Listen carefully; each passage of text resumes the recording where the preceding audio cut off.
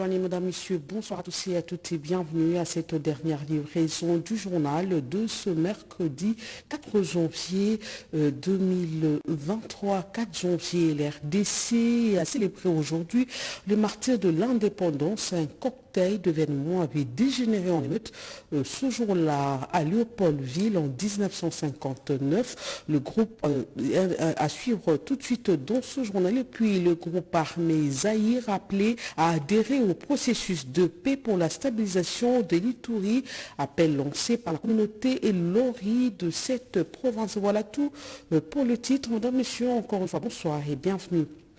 Chaque 4 janvier de l'année, la RDC honore les martyrs des émeutes qui se sont déroulées à Kinshasa, jadis Léopoldville, capitale du Congo, le 4 janvier 1959. Un cocktail d'événements va dégénérer en émeute, l'annulation par l'autorité coloniale d'un meeting sur fond d'émancipation de la BACO, parti de Joseph Kasavubu et une foule nombreuse de supporters furieux de l'équipe de Vita Club sortant du grand stade Roi-Baudouin et autres. La rétro sur cette manifestation tragique ayant servi de déclic pour l'indépendance de la RDC avec Mireille Ndeke.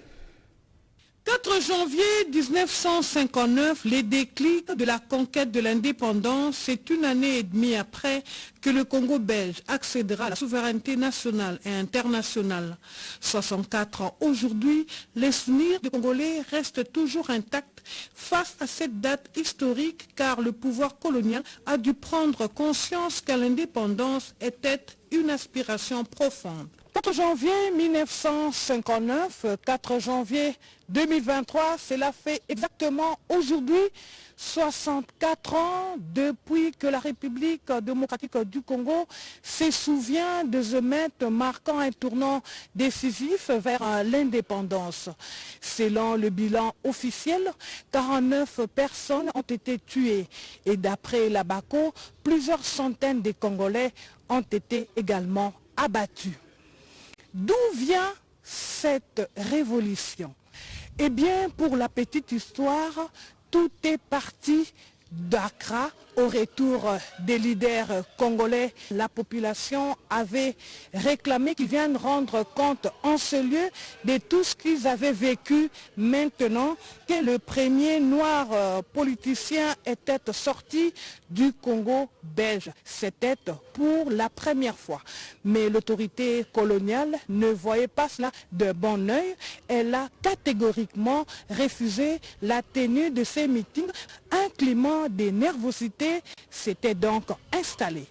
Le 4 janvier 1959, ce n'est pas seulement le meeting annulé de la BACO, c'est aussi la rencontre sportive The Club Mikado qui s'est jouée au stade Tata Raphaël. Dessus par la défaite soit 3-1, les supporters de The Club au sortir du match ont rencontré les mécontents de la BACO, une jonction qui a entraîné des révoltes populaires et sociales spontanées appelées émeutes du 4 janvier 1959.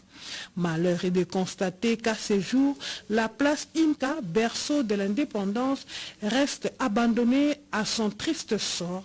Aucune manifestation officielle en cette année 2023, ce qui n'a pas empêché que cette date garde tout son sens. La vertu numéro 1 du 4 janvier est une expression de foi dans les capacités dont disposaient les Congolais. Depuis Inca, Mireille Ndeke Ami pour le compte de la radio-télévision nationale Congo.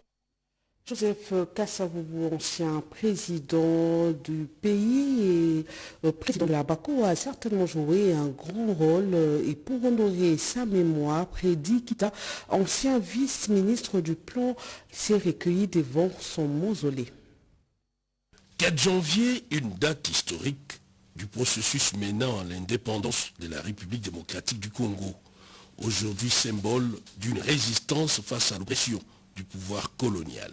Pour exhumer la mémoire des résistants, Frédéric Kitabkoussou réveille l'esprit patriotique du premier président de la RDC, Joseph Kasavubu, qui a écrit l'histoire en lettres d'or. Je suis venu rendre hommage à cet homme, à ce grand monsieur, à notre héros national, son excellence Joseph Kasavubu, qui s'est donné corps et âme, qui a lutté pour qu'aujourd'hui, nous tous, nous puissions accéder à l'indépendance, nous puissions vivre en toute liberté. C'est pourquoi il était de mon devoir, étant qu'acteur politique de premier plan, de venir rendre hommage à ce grand homme, Mbouta Kassavoubou. Nous devons savoir que si aujourd'hui nous sommes libres de tout mouvement, c'est parce qu'il y a eu des gens comme Mbouta Kassavoubou, notre premier président, qui s'est bâti avec le sien, l'Impolo, le Castodiomi et consorts, le Lumumba, pour que nous puissions vivre aujourd'hui en toute liberté. C'est pourquoi je suis venu lui rendre hommage, parce que le 4 janvier, c'est un grand jour qui nous appelle tous à la conscience, au devoir de mémoire. Cet esprit patriotique est appelé à se perpétuer à travers une transmission intergénérationnelle. Et Freddy Kita, ancien vice-ministre du Plan, s'avère être ce courroie des transmissions. Autre chose, après que l'épiscopat congolais dans son ensemble est rendu un vibrant hommage au pape émérite, sa sainteté Benoît XVI, suite à son décès, le samedi 31 décembre 2022, le révérend abbé Hubert Katawa, curé de la paroisse Sainte-Anne de l'archidiocèse de Kinshasa, a fait un témoignage sur l'illustre disparu. On l'écoute. Le pape émérite Benoît XVI, moi je l'appelle et je l'appellerai toujours le pape de l'amour de Dieu. Nous le savons tous, le 19 avril 2005, quelques mois après, c'est-à-dire à Noël, le 25 décembre 2005, il a publié sa première encyclique intitulée « Dieu est amour ». La réponse, que puis-je espérer? Mais au fond, j'attends la résurrection de la chair, non? Et la vie du monde à venir, la vie éternelle. Et voilà, j'ai intitulé, dans ma rencontre intellectuelle avec le cardinal Joseph Ratzinger, j'ai intitulé mon mémoire de licence en dogmatique à l'Université catholique, à l'époque faculté catholique de Kinshasa. J'ai intitulé mon travail, mon mémoire, La résurrection et le jugement d'après Joseph Ratzinger. Le cardinal Fridolin Ambou, archevêque métropolitain de Kinshasa, va célébrer une messe d'action de grâce en mémoire du pape émérite Benoît XVI le samedi 7 janvier 2023 à 10h en la cathédrale Notre-Dame du Congo. Direction la province de la Mongala, l'Assemblée provinciale a procédé le jeudi dernier à la clôture de la session ordinaire de septembre 2022. Au cours de cette séance plénière, le président Richard Manzongongweli, président de cet organe délibérant, a évoqué plusieurs points dont l'adoption à l'unanimité du rapport de la commission chargée d'enquêter sur la commission des incidents survenus dernièrement lors de l'installation du chef de groupement Ndobo. Regardez. L'Assemblée provinciale de la Mongala a procédé jeudi 29 décembre 2022 à la clôture de la session ordinaire de septembre 2022 au cours de la séance plénière présidée par l'honorable Richard Manzongongweli, président de cet organe délibérant. Plusieurs points y ont été abordés, dont l'adoption à l'unanimité du rapport de la commission chargée d'enquêter sur les incidents survenus dernièrement lors de l'installation du chef de groupement Ndobo au secteur de Monzamboli dans le territoire de Bumba. Selon ce rapport, aucune perte en vie humaine n'a été enregistrée comme l'avaient affirmé certaines sources. Les élus provinciaux ont aussi voté le rapport de la commission paritaire, assemblée provinciale et exécutif provincial relatif au projet de due budgétaire exercice 2023 qui est passé de 243 milliards 242 millions 815 858,90 francs congolais à 251 milliards 563 millions 383 704,2 francs congolais, soit un accroissement de 3,42%. Mais dans son discours, le président Richard Manzongo a relevé qu'il y a un constat selon lequel toutes les institutions politiques provinciales ne vivent que des fonds alloués par le gouvernement central. Et pendant ce temps, la gouverneure Aïdou Alaba Fifi Masuka Saini a fait la restitution de sa mission de travail qu'elle a effectuée à Kinshasa. La chef de l'exécutif provincial salue l'oreille attentive du président Félix Antoine Tshisekedi Tshilombo qui a mis toutes les batteries en marche pour qu'à partir du 23 janvier 2023, solution soit trouvée entre la GECAMINE et la société Tenke Fungurumi. Un reportage de Yolande Voka et la RTNC Lualaba. De la justice, la primature et nous, la province, nous étions là parce que nous voulons que les choses puissent se décanter.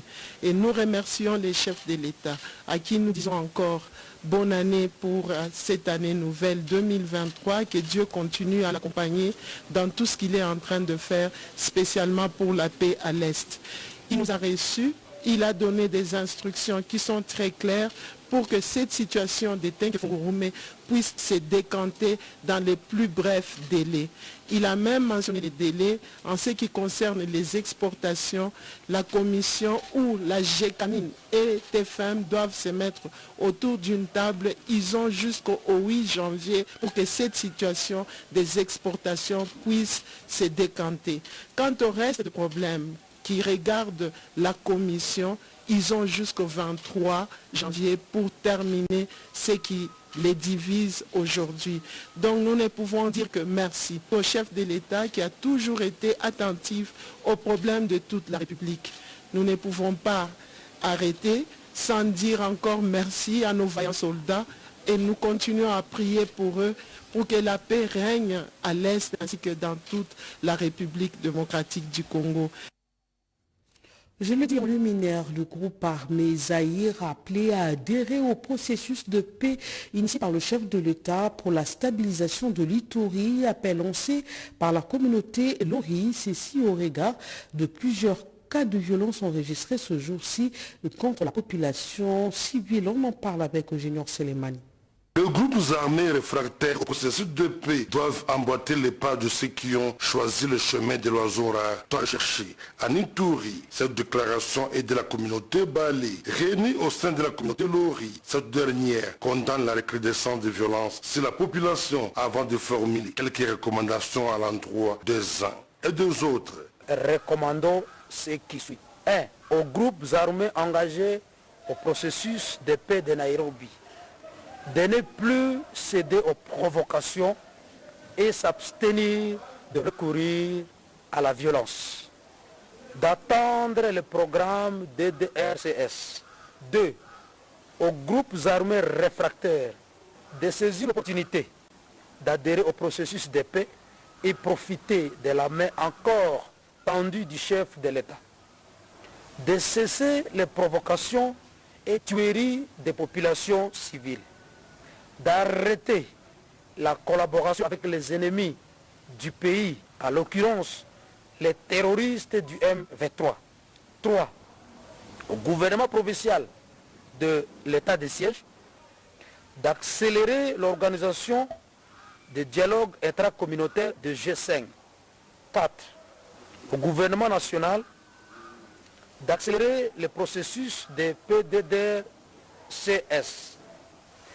d'attaquer tous les groupes armés réfractaires au processus de paix et de jouer correctement ce rôle régalien de protection de la population et leurs biens.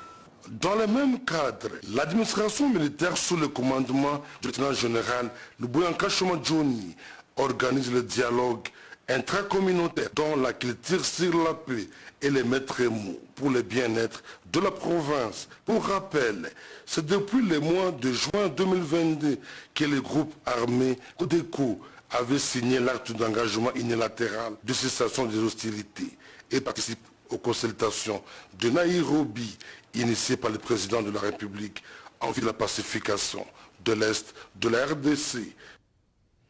L'IFRON pour un Congo nouveau a tenu sa première réunion de l'année 2023 au cours de laquelle les membres ont évalué les activités de l'année passée et se sont projetés vers l'avenir. À la même occasion, Claude Niamugabo a remis le vivre et non-vivre aux femmes des Bandales venues faire leur adhésion au FPCN. Monique Mabongo, Jean-René Kabamba.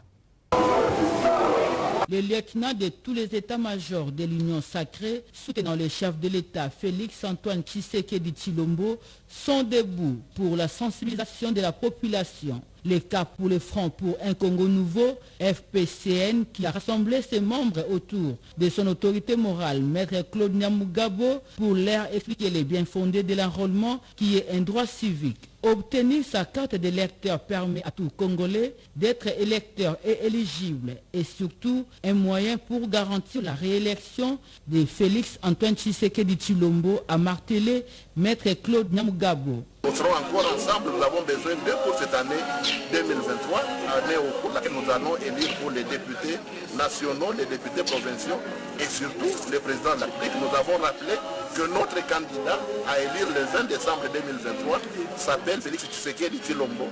Et nous allons tout mettre en œuvre pour mettre la main à la pâte avec les autres partis de l'Union sacrée pour que nous l'emportions haut la main le 20 décembre 2023.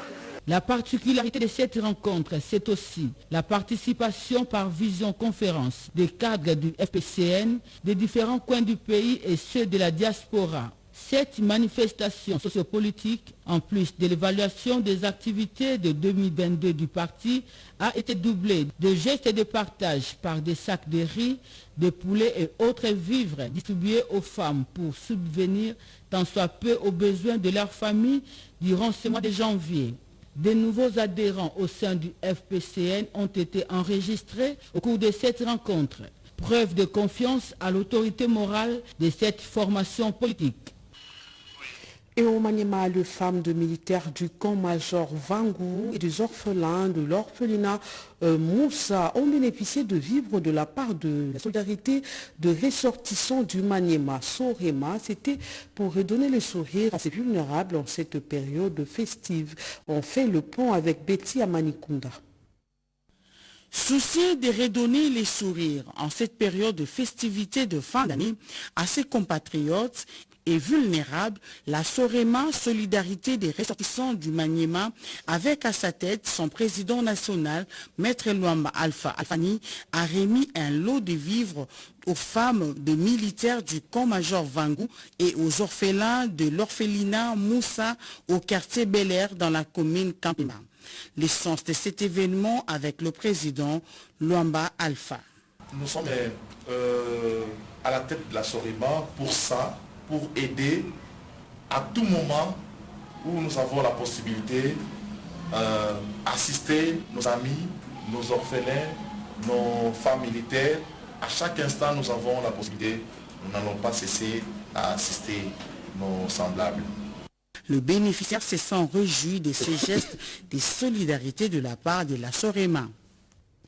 C'était un déploiement de près de 5 équipes de l'Union pour les valeurs tshisekédistes dans la ville de Kinshasa pour subvenir aux besoins de plus démunis. Il s'agit des épouses de militaires du Kankokolo, de Homme de Vieillard, Saint-Pierre et un orphelinat de la commune de Lim et Cédric Kelina. Tout a été planifié pour permettre aux moins nantis de traverser la période plus que mouvementée des festivités. Au nombre de personnes visitées par l'Union pour les valeurs tshisekédistes, le note les épouses des militaires du Kankokolo, qui au-delà des vivres, elles ont été sensibilisées à l'opération de l'enrôlement des électeurs en cours. Le Homme des Vieillards Saint-Pierre, qui a fait ses preuves dans la prise en charge des personnes de troisième âge, a été également visité et a figuré parmi les bénéficiaires de ces vivres. Nous avons parcouru la ville, nous avons vécu des choses qui font pleurer. Ces enfants ont besoin de manger, ces enfants ont besoin de se vêtir, ils ont besoin de soins médicaux. Nous, UVT, nous avons jugé de partager le pain que nous avons reçu avec les démunis, avec les nécessiteux. Geste salué par les bénéficiaires. Nous tenons à présenter nos sincères reconnaissances que vous êtes venus nous venir en aide. Nous demandons aussi à bon Dieu qu'il puisse vous assister et aussi vous donner des moyens afin que vous continuiez à faire cet apostolat plusieurs orphelinats dans ces pays. La délégation de l'UVT, conduite par Lydie Loukeba, a fini sa ronde à l'orphelinat Henrika, sur la 7e rue Limété, où les pensionnaires ont été encouragés à forger leur avenir en s'adaptant aux conditions et circonstances actuelles de leur vie. Quelques habitants de Mongafula, Lingwalamboudi, Kintambo et Mbinza village ont été assistés pour le fête de Nouvel An, dont de l'élu de la Lukunga, Christine Feza Motema, qui a aussi écouté leurs doléances avant de les appeler à un enrôlement massif. On en parle avec Christine Benzo.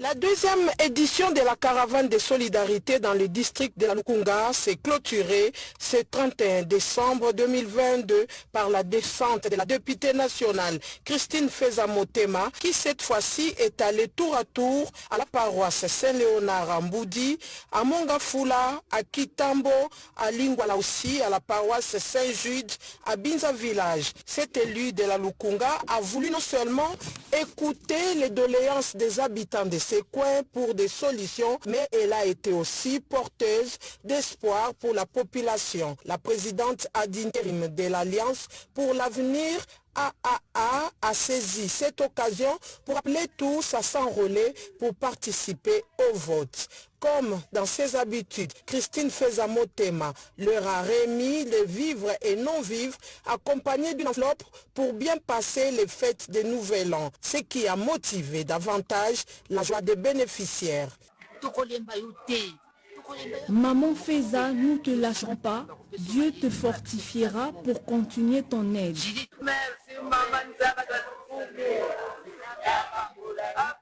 Que Dieu continue à t'aider et qu'il te retourne au centuple ce que tu as dépensé.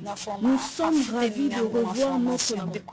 Étant une élue au service du peuple, Feza Motema finance plusieurs projets de développement dans plusieurs coins de la Lukunga. Pour terminer, en rapport à l'appel à la solidarité du couple présidentiel, Daniel Mbumba, cadre de l'Union pour la démocratie et le progrès social, a échangé avec la population de la commune mère de Kinshasa, notamment les femmes et jeunes. Plusieurs sujets ont été abordés dans le cadre de cette rencontre, notamment la mobilisation sur les élections de 2023, le soutien aux forces armées de la République et l'accompagnement des actions du chef de l'État, Félix-Antoine Tshisekedi Tshilombo. Explication de Serge Merlemata. Devant toutes les couches sociales de la commune mère de Kinshasa, Daniel Mbumba a insisté sur la participation effective de la femme congolaise aux affaires politiques et son inclusion dans les organes des prises de décision du pays. À cela s'ajoutent les temps et l'importance de l'enrôlement massif et d'une carte d'électeur, ainsi que la prise de conscience collective en vue d'un choix qualitatif. C'est cas de l'IDPS a à cette occasion invité toutes les femmes provenant des différents quartiers de la commune mère de Kinshasa à s'enrôler massivement, question de participer activement aux élections de 2023. Enthousiastes, ces femmes se disent prêtes à aller s'enrôler et à sensibiliser à leur tour leurs familles. Et d'autres points ont été également à l'ordre du jour de cette rencontre, parmi lesquels figurent les soutiens de la population aux forces armées de la République démocratique du Congo engagées au combat contre les M23 et autres forces négatives aux actions du chef de l'État Félix-Antoine Tshisekedi Tshilombo pour son engagement à restaurer la paix, l'unité et la cohésion sociale, ainsi qu'au secrétaire général de l'IDPS, Augustin Kabouya. Préparer les gens, réarmer les gens pour comprendre que l'année 2023, c'est une année qui sera une année de beaucoup d'enjeux politiques et faire comprendre que nous devons nous souder derrière le chef de l'État. À l'issue de cette activité, une opération de distribution gratuite des vivres et non-vivres aux femmes combattantes de l'IDPS, la fédération de Kinshasa, a été organisée. Voilà tout pour ce journal. Tout le plaisir est pour moi de vous l'avoir présenté. Merci à vous de nous avoir suivis et surtout de rester branchés sur le programme de la radio-télévision nationale congolaise.